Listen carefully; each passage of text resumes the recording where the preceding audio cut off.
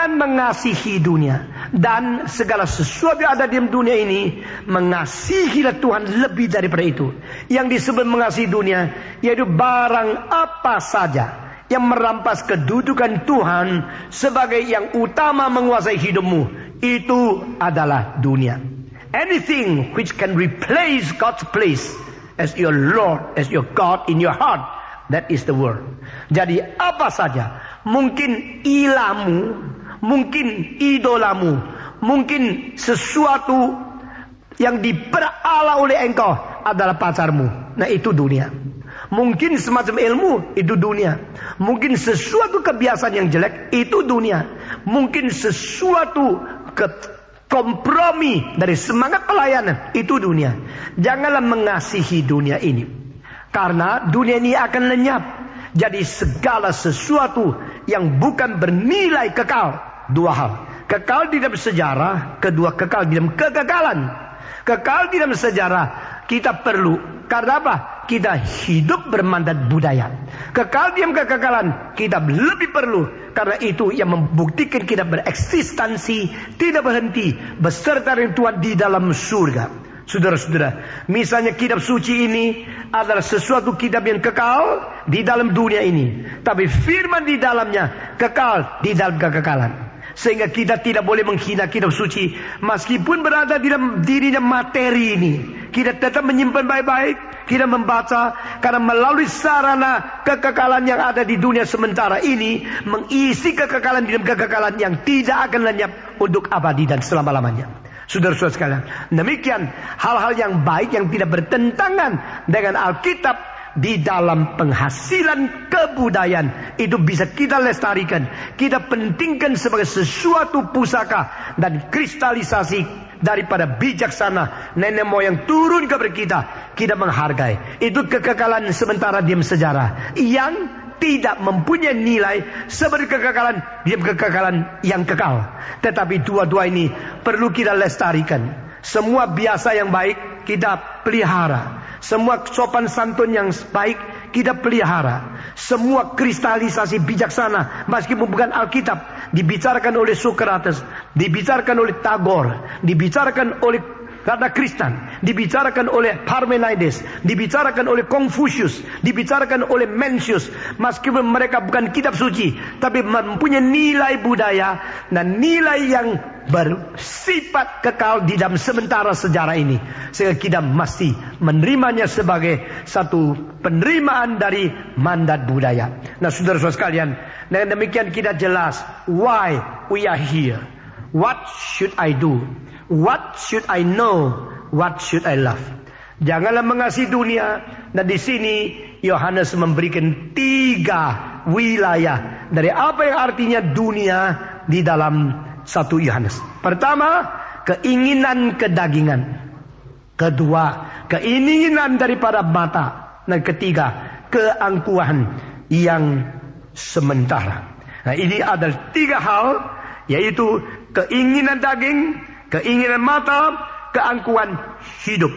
Saya akan menguraikan 3 kategori ini. Apa yang disebut di sini keinginan daging, yaitu nafsu daripada kedagingan. Nafsu kedagingan ini adalah sesuatu yang melampaui keterbatasan materi, meskipun di dalam materi. Nah, saudara-saudara, jikalau engkau mempunyai keinginan seks yang lebih daripada sesuatu pernikahan yang sah, nah itu dunia. Kelebihan seks daripada kebutuhan sebagai fungsi keluarga di dalam ikatan suami istri yang resmi, itu adalah dunia. Saudara-saudara, mengapa engkau tidak tunggu sampai hari pernikahan baru naik tempat tidur? Ini kelebihan.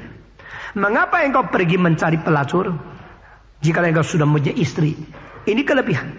Mengapa engkau sudah menikah masih lirik-lirik perempuan yang cantik dan ingin berbicara, ingin mendekati, dan kalau mungkin bersetubuh dengan dia? Ini dunia. Nah, semua keinginan daging, yaitu nafsu kedagingan, nafsu yang lebih-lebih, itu adalah dunia. Saudara-saudara, demikian juga makan yang terlalu banyak, Makan harus terlalu enak. Makan harus mahal-mahal. Itu keinginan daging versi yang kedua. Saudara-saudara, sebenarnya saintis ilmuwan berkata kepada kita, yang perlu kita makan tidak terlalu banyak, tapi kita sudah makan kebanyakan. Jadi banyak orang ya sudah suka makan, akhirnya gemuk. Sudah gemuk, suka cantik, mesti diet lagi. Sudah diet menyiksa diri, lalu ada kesempatan makan lagi. Akhirnya naik loteng 1 lantai, nggak mau pakai lift. 1 lantai nggak mau. Sampai sudah pakai lift, sampai liftnya tidak kuat angkat lagi, baru dia membuang dagingnya. Nah, kalau daging yang kelebihan, itu ada koper yang tidak bisa ditaruh. Nah, ngerti? Kalau bawa koper banyak ya, aduh terlalu berat, bisa ditaruh. Tapi kalau daging kebanyakan, itu namanya koper yang tidak bisa ditaruh. Nah, saya kadang-kadang di airport lihat ada orang 200 kilo jalan. Saya bukan menyinggung orang gemuk ya, apalagi daru, tidak ya. Saudara. Lalu waktu saya turunkan koper saya rasa aduh ringan sedikit. Terus saya lihat dia tidak bisa karena kopernya nempel. Koper nempel di tubuhnya, tidak bisa diturunkan terus sampai tidur pun bawa koper. Nah itu kasihan sekali. Karena apa? Tidak tentu semua orang gemuk makan terlalu banyak ya. Ada orang minum air pun bisa gemuk kok. Tidak tentu orang yang kurus tak makan. Ada orang kurus makannya banyak sekali. Tapi karena makan banyak, keluar banyak, akhirnya kelihatan tetap sedikit. Begitu saja. Oke, sekarang saya kembalikan ya. Orang kalau keinginan makan lebih daripada seharusnya, itu disebut dosa. Di dalam medieval, yaitu abad pertengahan, ada 7 macam dosa yang membawa kematian. Nah itu saya kira tafsiran tidak terlalu akidabiah. Tapi karena pernah mempengaruhi seluruh abad pertengahan, kira-kira 1000 tahun. Dari abad ke-6 sampai abad ke-15, itu sebelum reformasi. Maka abad pertengahan itu dipengaruhi oleh ajaran-ajaran yang tidak terlalu akidabiah, tapi mempunyai mandat budaya yang tinggi. Salah satu adalah tamak, rakus, terlalu ingin makan yang baik.